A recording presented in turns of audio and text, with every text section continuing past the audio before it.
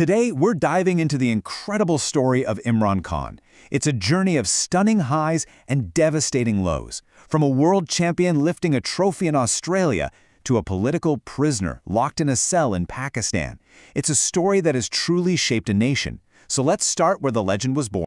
So, picture this. It's 1992, the Cricket World Cup final. Pakistan is facing off against England.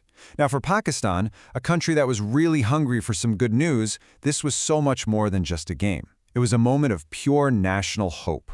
Right across Pakistan, everything stops. The whole country is just transfixed. And the final ball, it's in the hands of their captain, Imran Khan, an entire nation, literally holding its breath. The batsman swings, and the ball just rockets into the sky. A fielder gets right under it, perfectly positioned.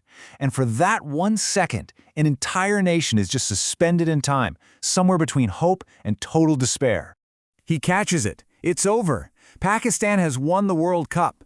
And right there, in that moment of absolute joy, a national myth is created. And at the very center of it all, Captain Imran Khan. You see, that single victory just elevated him to a whole new level. He wasn't just the captain of the cricket team anymore. He became a symbol for the entire country. And to really understand the leader he would eventually become, we have to go back and look at his origins. So who was the man behind this myth? What was it that forged that ambition, that unwavering belief in himself? Let's trace the path that created this icon. Well, his journey was shaped by some really powerful forces. For starters, he comes from Pushtun warrior tribes, which kind of instilled this sense of destiny in him.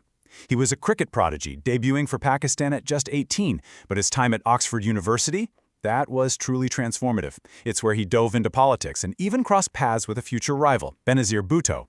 By 1981, he was captain, setting the stage for that incredible World Cup. But then, a personal tragedy would soon pivot his life completely. It would take him away from the cricket field and push him towards a national cause, redefining his bond with the Pakistani people forever. So back in 1984, his mother's cancer diagnosis showed him firsthand just how broken Pakistan's healthcare system was. He watched her suffer, and he made a vow right then and there. He would build a world-class cancer hospital. After that World Cup win, he used his fame to ask the nation for help. And the response? It was just overwhelming. People donated their life savings, even their gold jewelry.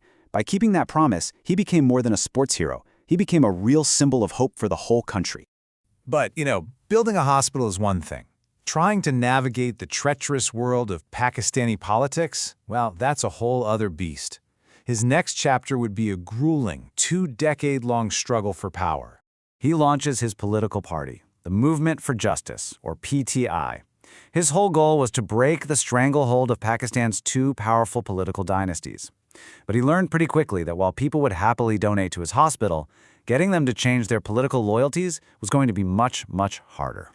And what a grind it was. I mean, look at this. In the 1997 election, his party was completely wiped out. 0 seats, not a single one. But he didn't quit. He just kept at it. And by 2013, he had become a real political force, grabbing 35 seats. So what changed? He did something the old political establishment was totally ignoring. He embraced social media. While his rivals were still relying on traditional news, Khan was on YouTube, on Facebook, on X, talking directly to Pakistan's huge youth population. He basically built a digital army of volunteers that completely outmaneuvered the old guard. And then in 2018, he finally did it. He reached the top, becoming prime minister. But his time in power was turbulent, and it all ended in a dramatic falling out with the country's powerful military establishment, the same institution that many people say helped him get into power in the first place. So, how did it all fall apart? Well, as you might guess, there are two completely different stories here. In Khan's version, he's the victim of a US-backed conspiracy. He says he was pushed out because he was pursuing an independent foreign policy, and he even claims to have a secret diplomatic cable, a cipher, that proves it. Now, the other side of the story is that the military establishment just lost confidence in him and his policies, so they simply withdrew their support, which allowed a parliamentary vote to kick him out. After being ousted from power, Khan didn't go quietly. He took his fight straight to the streets. Things got really intense on May 9, 2023. After he was arrested, his supporters actually attacked military buildings, and that is a major red line in Pakistani politics.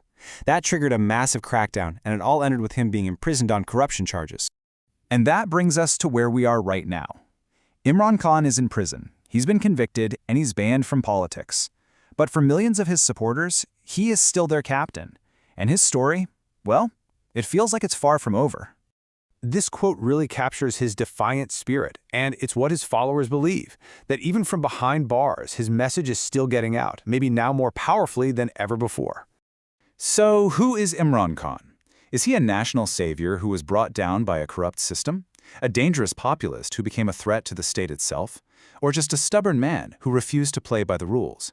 History is still writing that chapter, and in the end, the verdict is yours.